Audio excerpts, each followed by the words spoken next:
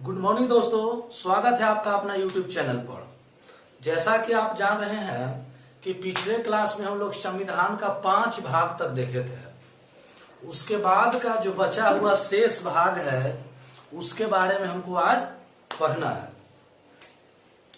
आप लोग को मैं पिछले क्लास में संविधान का 5 भाग बताया, जिसमें पहला भाग था आपका संघ एवं राज्य क्षेत्र।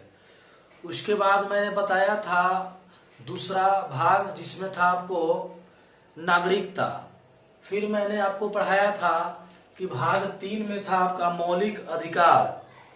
फिर मैंने 4 में बताया था कि राज्य के नीति निर्देशक तत्व। उसके बाद मैंने बताया कि 4 के क जो 42वां संशोधन 1976 में जोड़ा गया है, 4 के क, जिसमें मौलिक कर्तव्य की चर्चा है।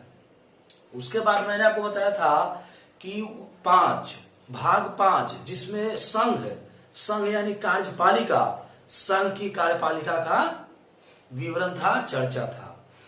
उसके बाद हम लोग भाग 6 से देखेंगे भाग 22 तक कि आखिर भाग में क्या लिखा हुआ है, उसको अनुच्छेद में किस तरह से विवरण है, कौन सा भाग में कितना अनुच्छेद है, सभी को हम कवर करेंगे। एक चीज यहां छूट गया है, ध्यान दीजिएगा कि 393 से 395 अनुच्छेद यहां है।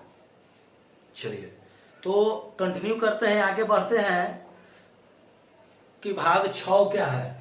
तो देखिए, कह रहा है कि संविधान का भाग 6 जिसमें आपका राज्य का चर्चा है, यानी राज्य संबंधित जितने भी मामला है राज्य से संबंधित, वो भाग 6 में हमको पढ़ना है।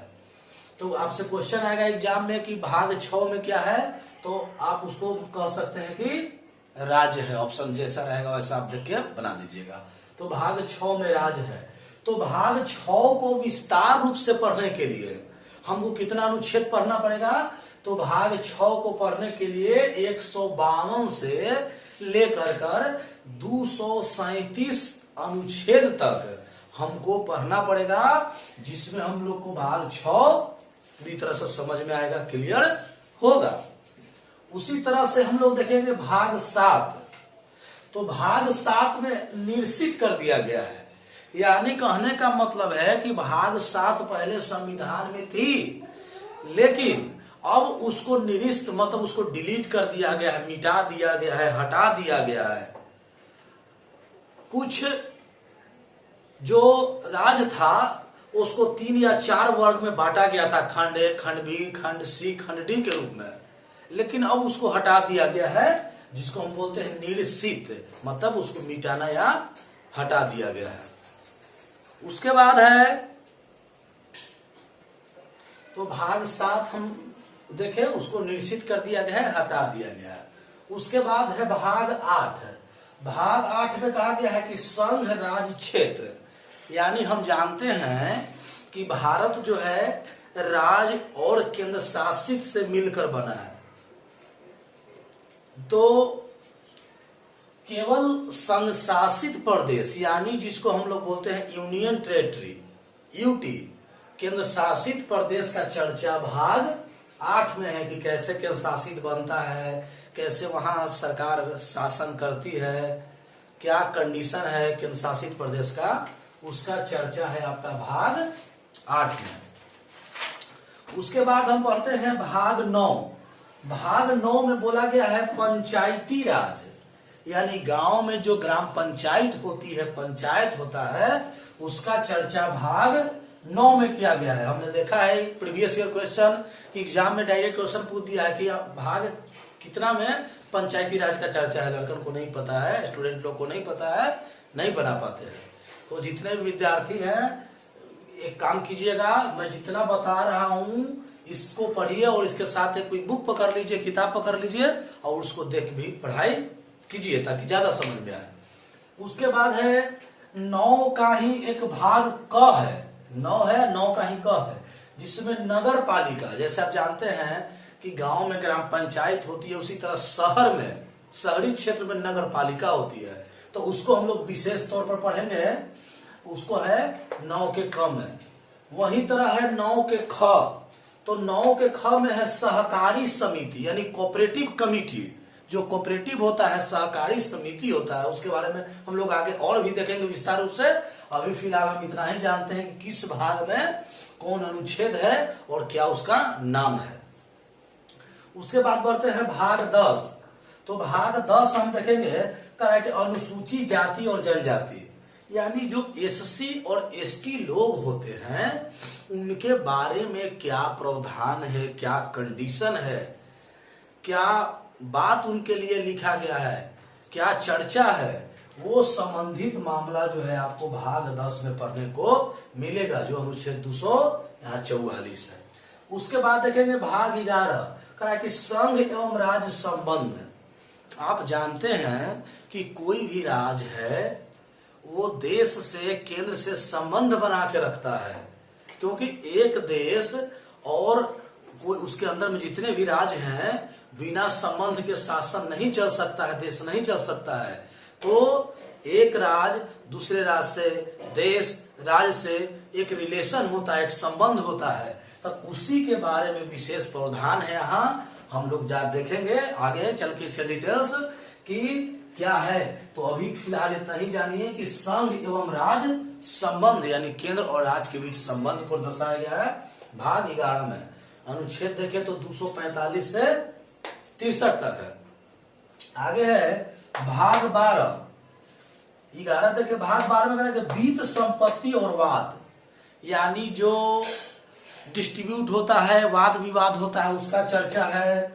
जो संपत्ति होता है वो संपत्ति का चर्चा है। वित्त यानी फाइनेंस सिस्टम जो है, फाइनेंस का चर्चा है। यह भाग 12 में, जिसको 264 से 300 तक इसको रखा गया अनुच्छेद आर्टिकल्स में। आगे देखेंगे भाग 13।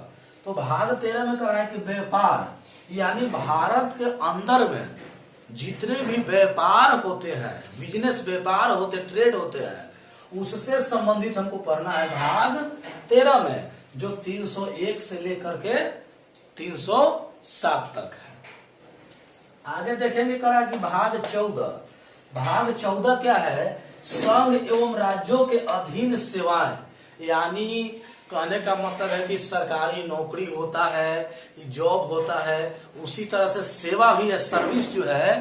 तो भारत के अधीन, केंद्र के अधीन कितने सेवाएं आती है, कौन सी सेवा राज्य के अधीन आता है, उसके बारे में हम लोग को विशेष तौर पर जानना है कि कौन से उनके क्षेत्र, कौन कौन से मामले राज्य के हैं और कौन कौन से क्षेत्र केंद्र के हैं, क्योंकि दोनों का बंटवारा है, केंद्र का अलग सिस्टम है, राज्य का अलग सिस्टम है। तो भाग 14 308 से लेकर 322 तक हम लोग अनुच्छेद में देखेंगे इसको। आगे कह रहा है क्या कि भाग 14 का ही क है एक, तो भाग 14 का ही क है, जिसमें कहा गया अधिकरण, अधिकरण के बारे में चर्चा है, जो 323 का क है। आगे देखेंगे इसके बाद कहा कि भाग 15। तो भाग 15 में है निर्वाचन। निर्वाचन को ही बोलते हैं चुनाव आयोग। जैसा कि आप जानते हैं कि भारत में जो चुनाव होता है वो चाहिए चुनाव होने के लिए कि निष्पक्ष और स्वतंत्र रूप से चुनाव हो, चुनाव में कोई गड़बड़ी न हो। क्योंकि हम लोग जानते हैं कि चुनाव होता है, चुनाव के माध्यम से कैंडिडेट जीतते हैं और अपने पद पर बैठते हैं, उन्हीं पर विश्वास लोग करके आगे की सिस्टम चलाता है कि चलिए हम जनता के प्रतिनिधि चुना गया, जनता के सपोर्ट से जीता है, जनता के लिए कार्य करेगा। तो भाग 15 जिसका निर्वाचन यानी चुनाव संबंधित है, चुनाव कैसे होता है, निर्वाचन आयोग का काम क्या है, चुनाव आयोग को कैसे कैसे चुनाव में आपको टिकट मिलता है, उसके बाद चुनाव चिन्ह क्या होता है, निर्वाचन संबंधित जितने भी मामले हैं वो आपका भाग 15 में पढ़ना है और 324 से 329 तक। आगे है भाग 16। भाग 16 में क्या है, कहा है कि विशेष उपबंध। विशेष उपबंध कहने का मतलब कि कुछ स्पेशल क्षेत्र के लिए, कुछ विशेष क्षेत्र के लिए वहां पर सिस्टम होता है अलग। तो वही कहा है कि विशेष उपबंध, जैसे आप सुनते होंगे कि स्पेशल किसी राज्य को विशेष चीज मिला, जम्मू कश्मीर को विशेष राज्य का दर्जा मिला, या सुनते होंगे कि जो पूर्व नॉर्थ ईस्ट के क्षेत्र है, नॉर्थ ईस्ट का राज्य है, उसको विशेष क्षेत्र का कुछ दर्जा मिला, वहां के लोगों को वहां का क्षेत्र का कुछ विशेष उपबंध है, उसी का चर्चा है 330 से 42 तक अनुच्छेद में और भाग 16 में। उसके बाद है कि भाग 17 का है कि राज्य भाषा। जैसा कि हम जानते हैं कि हम लोग का देश का राज्य भाषा हिंदी है, एवं साथ ही साथ हम लोग का देश का जो लिपि है, ये लिखने का क्रम है, लिपि है, वो है देवनागरी लिपि। तो अभी फिलहाल इतना जान लीजिए, एग्जाम में आएगा क्वेश्चन कि राजभाषा का चर्चा किस भाग में है, तो भाग 17 और अनुच्छेद 343 से लेकर 51 तक विशेष तौर पर हमको राजभाषा के बारे में पढ़ना है।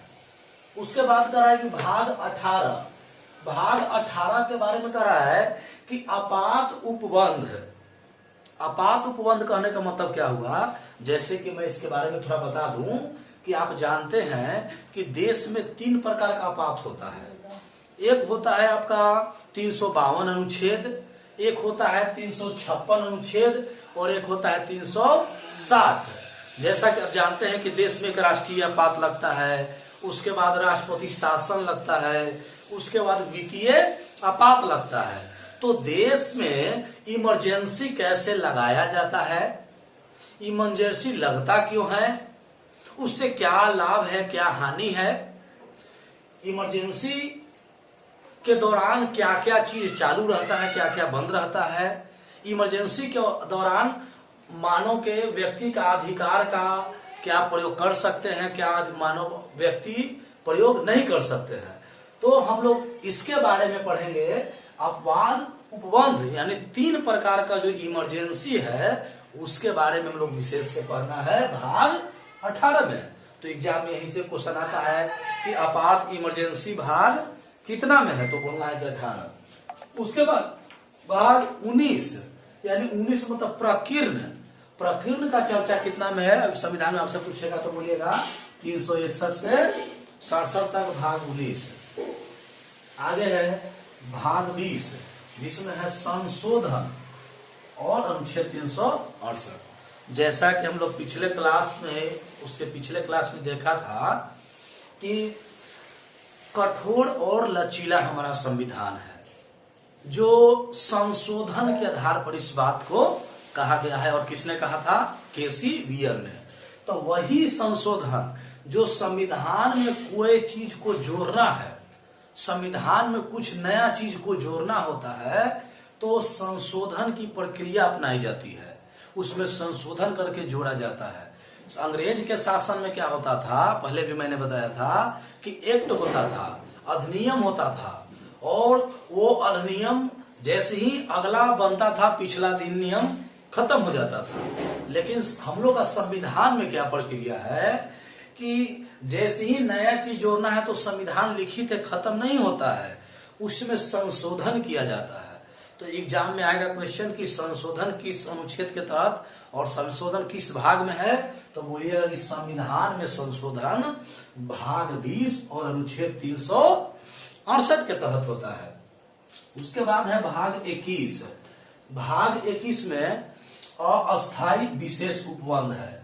अस्थायी का मतलब क्या होता है, अस्थायी मतलब जैसे आप जानते हैं कि कुछ समय के लिए वहां है और वहां से हटाया भी जा सकता है, वो है अस्थायी। जैसे आप देखिए 369 से 392 अनुच्छेद है, 369 से 392 अनुच्छेद है। अस्थायी विशेष उपबंध 369 से 392 तक है। तो 370 आप सुने हो कि जम्मू कश्मीर का विशेष दर्जा है, तो आज है कल हट भी सकता है और हटा भी आपने देखा। उसी तरह से मेघालय, मिजोरम, त्रिपुरा, मणिपुर राज्य है जो SC ST के लोग को वहां को विशेष दर्जा दिया गया है, कुछ कुछ फैसिलिटी दिया और विशेष उपबंध है वहां। तो विशेष तौर पर कुछ दिया जाता है जैसी उनका स्थिति दयनीय है, अभी स्थिति खराब है, स्थिति जैसी ठीक हो सकता है उनका अधिकार जो दिया हुआ है, जो वहां पर आपका छूट दिया वो छूट को हटा दिया जाए। तो वही चीज है अस्थायी, यानी कुछ समय के लिए तो है वहां, फिर हटाया भी जा सकता है।